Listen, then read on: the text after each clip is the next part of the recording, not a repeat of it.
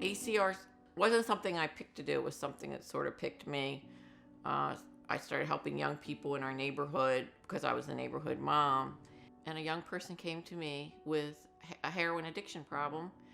Of course, I was like, heroin, I can't believe that.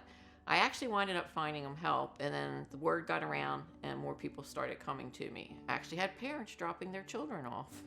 Along the journey, I met May Abraham and Father Martin, who directed me to a heroin task force where I met Doe Ladd, Barbara Mason, and then we eventually met Janet Ritchie from Cecil County.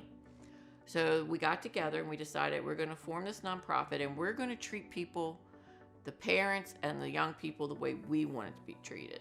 When you find out your child has this addiction problem, you are totally lost. You don't even know where to begin. So we were going to hold their hands, start a support group, take everybody through what they needed to do to get help for their child and help for themselves. And we've been doing that for over 20 years.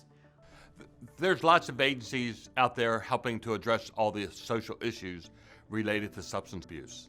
But there needs to be a conductor out there connecting all the dots from the different agencies. And that's what ACR does, and they're good at it. I am a certified peer recovery specialist and an intake coordinator at ACR. So what that means is I answer the phones on a day-to-day basis and kind of triage crisis mode for these people. They're calling, and most of the time they have no idea where to even begin, whether they need treatment or an AA meeting or some medication, or they're going to a halfway house. They're kind of in crisis mode, and we're their first step along the way. In December 2016, I went to a treatment center, 14-day treatment center, and I had really had no place to go after I left there. And ACR kind of stepped in and allowed me the opportunity and afforded me the opportunity to go to a year-long treatment center. And that's really what made the difference in my recovery. And that's when I was introduced to ACR. And I met with one of the intake coordinators from Addictions Connection Resources to really discuss what it would look like to start that journey of change.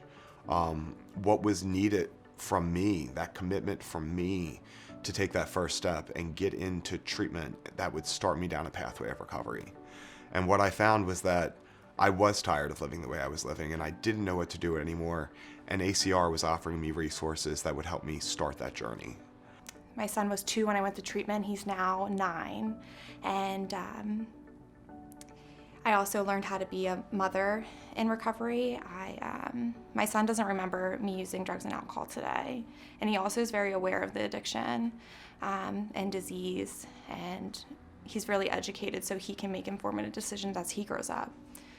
Today I work for the Harford County Health Department, and I work a lot with ACR. I offer services for pregnant females who are using drugs and alcohol. I help them get into treatment. I offer them case management, and I work with a lot of the nonprofits in the community, giving them support, along their way, just like they did with me.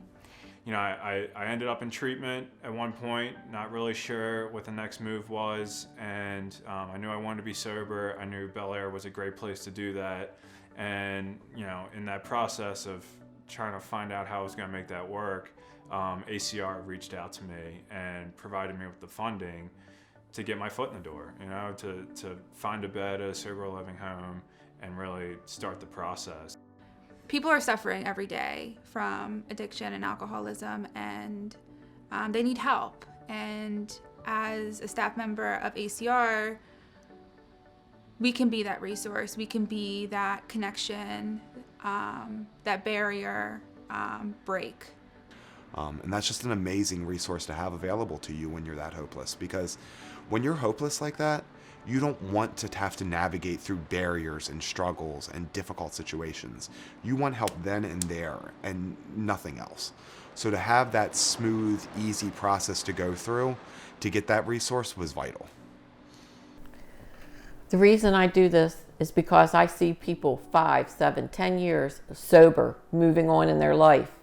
Last fall we had a softball game where you had state's attorneys, police officers, judges, playing games with a team full of people in recovery. And it was wonderful to see this. And that is why we continue to do what we do.